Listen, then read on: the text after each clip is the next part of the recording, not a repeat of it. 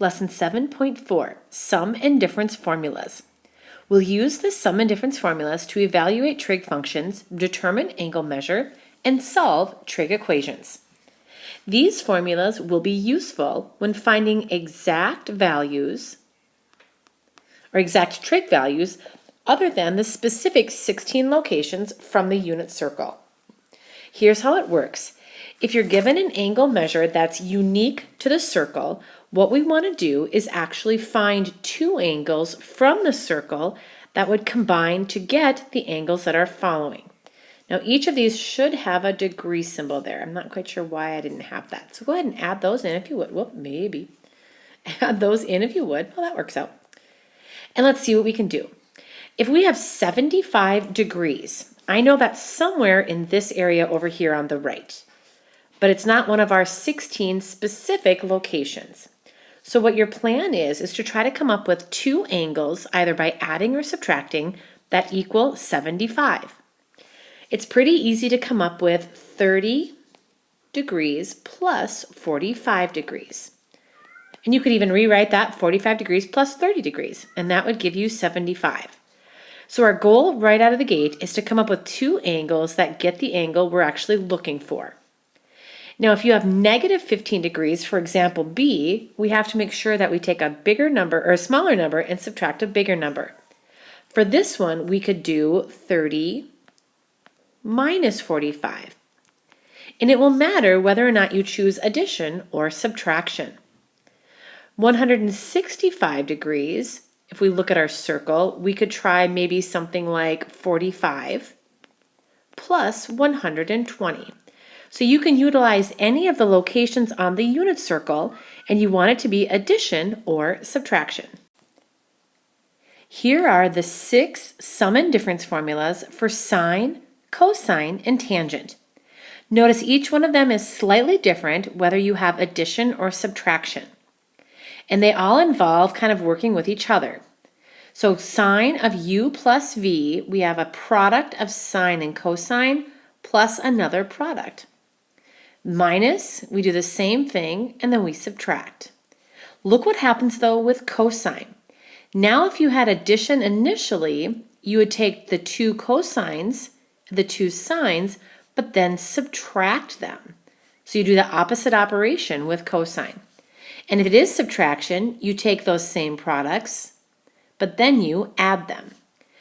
Really understanding these formulas is about evaluating those individual parts. It's really going to be straightforward as long as you can pick your angles from the unit circle. Tangent's going to be the only one that's a bit unique. It has only tangent values, which is nice, but the trade-off is you have a fraction. If you're adding two angles together to get a tangent value, you take their tangents independently and add them together. Then you divide by 1 minus their product. And then again, if you have subtraction, you subtract in the numerator and you add their product to 1 in the denominator. Here are some key notes. Always expand those definitions first. And I'll show you why in just a moment. Pick values for angle U and angle V from the unit circle. And your answers will always be written in fraction form. We actually will not have decimals. So it says find the exact value for each expression. Our first one is cosine of 75. What you want to do first is try to determine your angles on the unit circle that'll either add or subtract to get 75. And I believe we had 30 and 45. Doesn't matter which order you add them. I'm going to then rewrite this as cosine 30 plus 45. Now in that order, 30 is going to be my angle U, and 45 is my angle V. Now up above, we're going to use this expansion right here. Every time I see the letter U, I'll substitute in 30 degrees. And every time I see V, we'll substitute in 45. So our expansion will look something like this. If it's cosine U times cosine V, that will give us cosine 30 times cosine 45. We just write it side by side.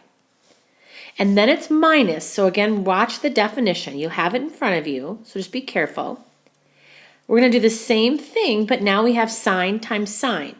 Now we take sine 30 times sine 45. I knew I was going to run out of room here. All right. When you get this expansion, we now go right to the unit circle. Remember, cosine represents the x-coordinate at any ordered pair. So cosine is the x-coordinate, and then hopefully you remember sine is just your y-coordinate. At 30 degrees, cosine is all the way over to the right on the x-axis. At 30 degrees, cosine equals radical 3 over 2. Together, I'm going to multiply that, or with that, I'm going to multiply cosine at 45. And at 45 degrees, that's square root 2 over 2. And then we're going to subtract the sine values at those locations. Sine at 30 degrees, the y-coordinate is positive 1/2. Oops, I wanted that to be in pink. Oh well, we'll go with blue.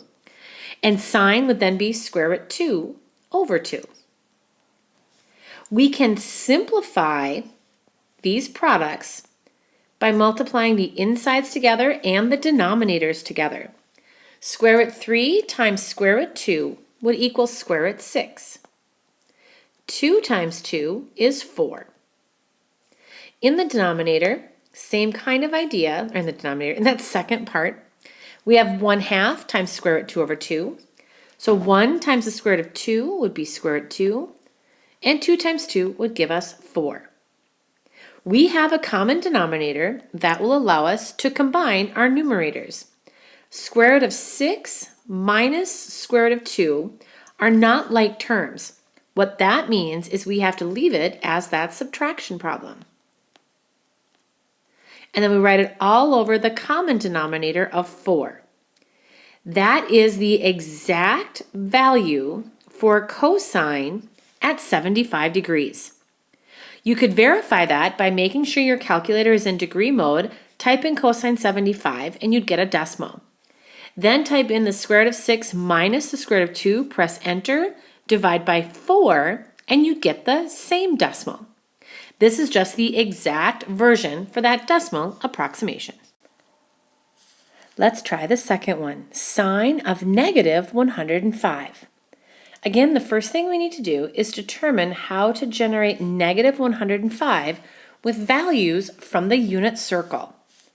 Since our degree is negative, we have to have either a sum or difference that gives us negative 105.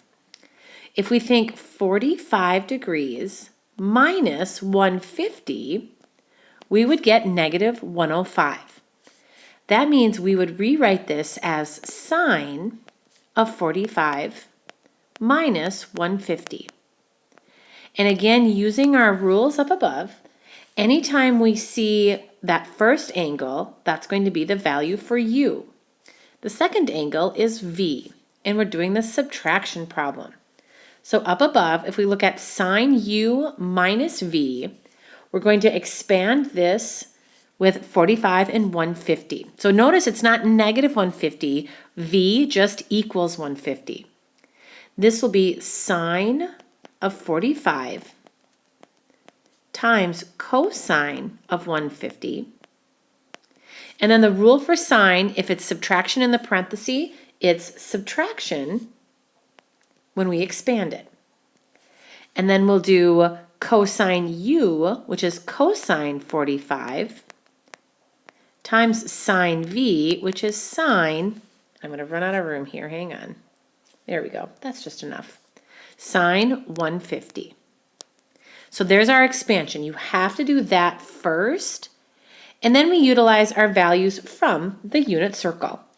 So again, look at the other side, or if you have a unit circle reference available, go ahead and take a peek.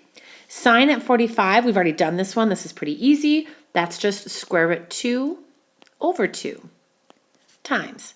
Cosine at 150, we're in quadrant 2. That's going to be negative square root 3 over 2. And we know it's a subtraction problem, so we're going to go minus from there.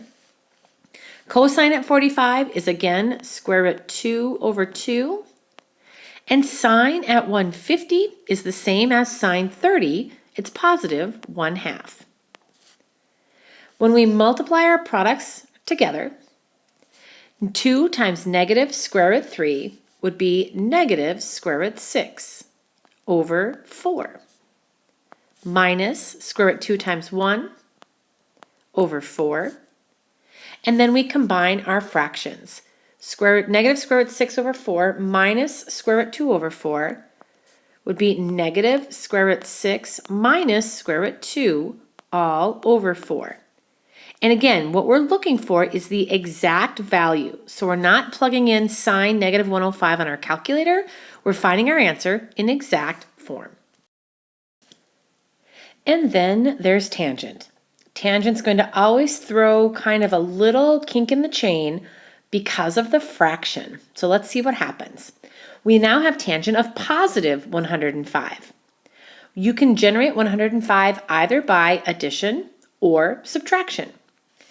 So if we think about, we'll try addition. Two angles that add to 105, we could say 60 plus 45. That means tangent could be rewritten as tangent 60 plus 45. And just like before, in that parenthesis, the first angle is our u value, and the second angle is the value for v. When we expand tangent, the numerator is just each individual tangent value. Tangent u, tangent 60, because that is what u equals, plus tangent at 45.